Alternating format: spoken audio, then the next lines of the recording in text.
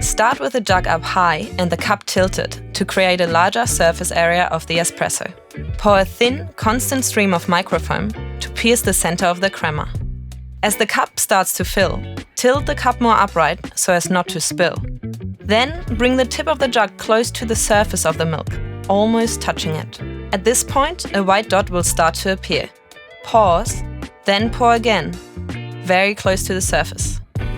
Repeat 2 to 3 more times, creating arcs. Then pour through the arcs, lifting the jug to finish. And that is how you create a tulip. Now for the Rosetta. Start with the jug up high and the cup tilted to create a larger surface area of the espresso. Pour a thin, constant stream of microfoam to pierce the center of the crema.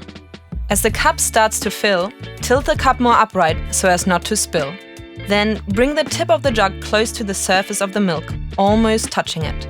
At this point, a white dot will start to appear. Keep steadily pouring, making the dot larger, gently moving your jug from left to right, creating leaves. Then, pour through the leaves, lifting the jug to finish. Good luck with your journey!